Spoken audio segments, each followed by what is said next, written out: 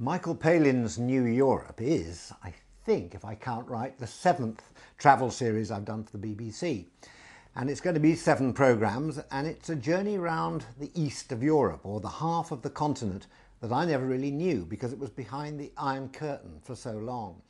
So it's a chance to see my own patch, as it were, but to see a whole lot of countries that are new to me, and in some cases new to themselves. These are countries that have emerged since the end of the Soviet Union and the lifting of the Iron Curtain. So I'll be travelling through 20 countries, starting right up in the Julian Alps in Slovenia, which was once part of Yugoslavia, and going down through Croatia and into Bosnia-Herzegovina, all parts of the old Yugoslavia, all countries which broke up with wars and violence during the 1990s. So there'll be some quite tough stuff there, but also some interesting things to see. I'll do a bit of mine clearance and do some fishing down on the Dalmatian coast and seeing some of those beautiful cities of that part of the world like Dubrovnik. Before going on to perhaps the least known of all the countries of Europe, the mysterious country of Albania that was cut off from the world for so long, but we go there by boat, land there, and I'll be bringing back stories of what Albania is really like. From there we go south and east into Bulgaria and into the Turkish area, which was part of the Turkish Empire for so long, and across into Turkey itself. Turkey, a fascinating country, big country, on the edge of Europe. Some of them want to be part of Europe, others aren't quite so sure, and some European countries are not quite sure whether Turkey should be in there. But Turkey offers some wonderful moments of light relief, including men wrestling in olive oil and a bit of camel wrestling as well, not in olive oil and not with men, I hasten to add. Then we go up across the Black Sea into Moldova. Once was a Russian republic, Soviet republic, and now it's independent.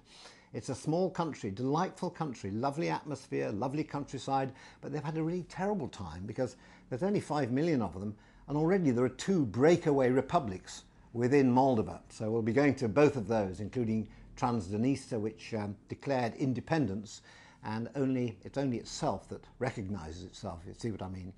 The rest of the world, it's part of Moldova. But we go into the mad world of Transnistria, then down into the Black Sea and up into Central Europe again along the Danube. And we go through Romania and we go up eventually into Hungary. And then from Hungary we swing east to Ukraine, very interesting country because again, part Russian, part Western influence, the 2 political parties there, very strong, the Orange Party and then the Reds and the Greens. We look at the struggle for power in Ukraine and meet Julia Tymoshenko's daughter, who is married to a man from Leeds called Sean Carr, who also heads a pop group called the Death Valley Screamers. Things you never knew about Ukraine. Then right to the very north, to the countries that were really most affected by the split up of Europe after the war. Countries like Estonia, Latvia and Lithuania all tasted independence during the 1920s and 30s. Then the Germans came in, the Russians came in, and only in 1990 did they achieve independence. And they're remarkable. All 3 countries very, very different one from the other. And we go down through the Baltics. I go to a wonderful summer solstice festival where we do very strange things and put large headdresses of acorns around my head, which immediately sort of fell down, practically sort of suffocating me. I also have leech treatment in Estonia. 3 little leeches stuck on my body, suck my blood. Well, that's the first time I've ever done that, and I'm going to show you the last. Down through the Baltics, through a wonderful little segment of Russia still left in Europe. It's called Kaliningrad. Very few people know about it, but it is technically part of Russia, and we go there on their national day, and there's some wonderful events which take place. Down through Poland, then into Slovakia, the Czech Republic, and ending up by going north into what was the old East Germany. And we end an extraordinary place on the Baltic Sea where Hitler built a holiday camp. It was never opened, but it's 3 miles long, and it's alongside the Baltic Sea. The trees are growing around it. There's a sort of lovely beach outside. And in the shadow of this, I do my final piece to camera, which really says that what this holiday camp represents is the last dream of someone who wanted to unite Europe by force. And for the first time in maybe 1,000 years, there's a real chance that Europe could be united by cooperation rather than coercion. So that's the theme of our journey. But there are lots of things to see. Some are quite serious. The legacy of the war, the prison camps, the concentration camps have to be dealt with. And there are lighter moments. I go on a catwalk in Hungary, in Budapest. I actually model some outfits there.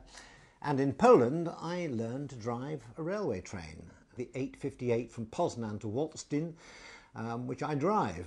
Well, that's the journey, and as ever, I've done a book to go with it. And the book, as usual, is taken from my own diaries and contains a lot of material which is not in the series, little asides, little stories that only I see at the time. And it's a very rich book. I say there are 20 countries covered. Basil Powell has done the photographs again, so it's profusely illustrated. And I think it's it's interesting period in Europe. Europe could go either way. It could be back into sort of dissension and dysfunction, or this could be the great breakthrough after so many years of conflict and carnage. So it's a fascinating time, I think, to be in Europe. A lot of people spoke to us, were very pleased to see us there. And I think, in a way, of all the journeys, it's the richest. We're certainly doing 20 countries, which is more than we did on Himalaya and Sahara combined. And I think the book reflects that too. So it's a rich book about a half of Europe that I certainly knew nothing about, and now I know a little bit more.